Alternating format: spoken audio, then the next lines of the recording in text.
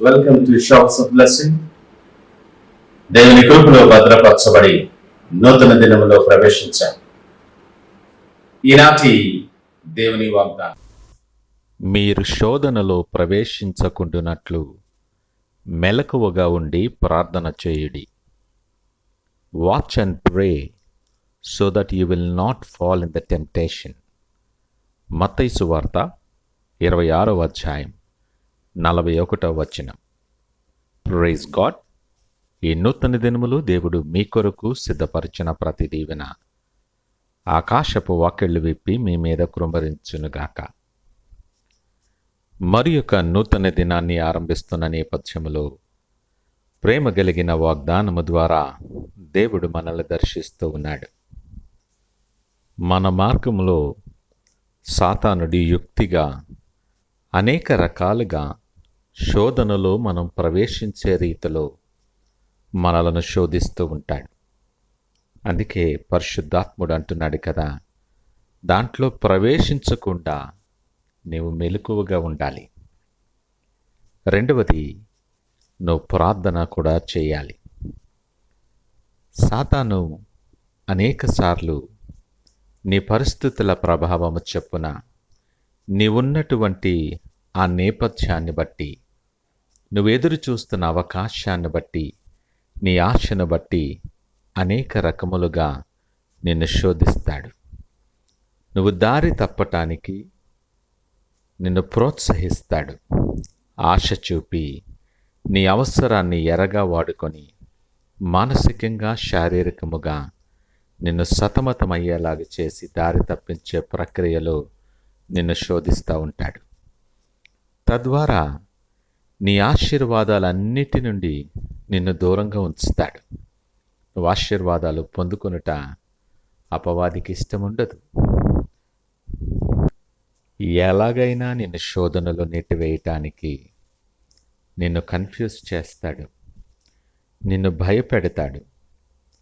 అనేక విధములైనటువంటి నిరాశ నిస్పృహలతో నీ చుట్టూ ఒక వలయాన్ని ఏర్పరుస్తాడు. పరిస్థితులను బట్టి అనేక రకములైనటువంటి ఆకర్షణలు నీ ముందు తీసుకొని వస్తాడు. వీటన్నిటి ద్వారా ఏదో ఒక ఎర, ఏదో ఒక వలలో నువ్వు పడి బలహీనుడవై దేవునికి దూరస్తుడు కావాలని శోధన నీ దగ్గరకు తీసుకొని వస్తాడు సాతాను. దేవుడు అంటున్నాడు కదా, నువ్వు మెలకువగా ఉండాలి.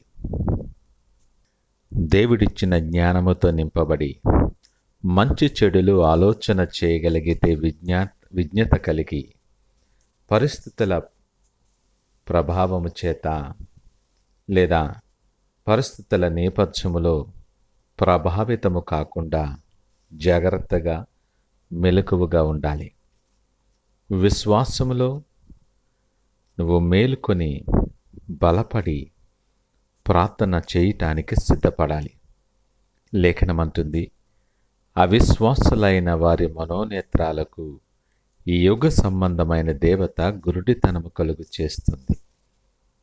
విశ్వాసములో బలహీనపడినప్పుడు ఆయన మహిమను నువ్వు చూడకుండునట్లు నీ కన్నులకు గురుడితనము కలుగు చేస్తాడు సాతాను. చెవులుండి కూడా వినలేని స్థితిలో నిన్నుంచుతాడు. మన ఇష్టానుసారమైన విధిలో, అప్రక్రియలో, పద్ధతిలో జీవించే వెలుసుబాటు కలుగు చేస్తాడు. మనము వెలుగు సంబంధులముగా ఉండక చీకటి సంబంధులుగా జీవించటానికి ప్రోత్సహిస్తాడు. వాస్తవమేమంటే, ఈ లోకపు ఆశలు, ఈ లోకపు సంతోషాలు, చిన్న చిన్న అనుభవాలు, ఇవన్నీ నిత్యమైన సంతోషానికి నిన్ను దూరంగా ఉంచుతాయి. క్రైస్తవ జీవితానికి ప్రార్థన చాలా ముఖ్యం.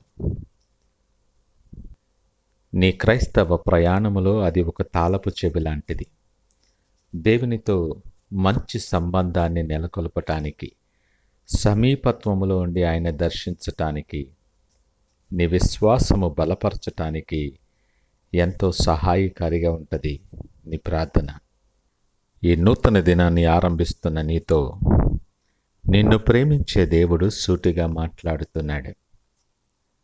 శోధన నీ దగ్గరికి వస్తుందని జాగ్రత్తగా ఉండు. శ్రమ నీ దగ్గరికి వస్తుందని నువ్వు మెలకువగా ఉండుట ఆవశ్యకమని దేవుడు హెచ్చరిస్తూ ఉన్నాడు. అనుకోనటువంటి పరిస్థితి నీకు ఎదురైనప్పుడు దాన్ని ఎదుర్కోవటానికి, దాంట్లో నిలిచి ఉండి నువ్వు దాటటానికి నీకు శక్తి అనుగ్రహించులాగున నువ్వు ప్రార్థన చేయాలి. ఈ నూతన దినాన్ని ఈ 2 విషయాలలో మనం సిద్ధపడి ఆయన వైపు చూస్తూ ప్రార్థనాపూర్వకంగా దినాన్ని ఆరంభిద్దామా? ప్రార్థించుకుందాం. పరిశుద్ధుడు, ప్రేమ నమ్మకమైన మా యేసయ్య, స్తోత్రాలు, వందనాలు.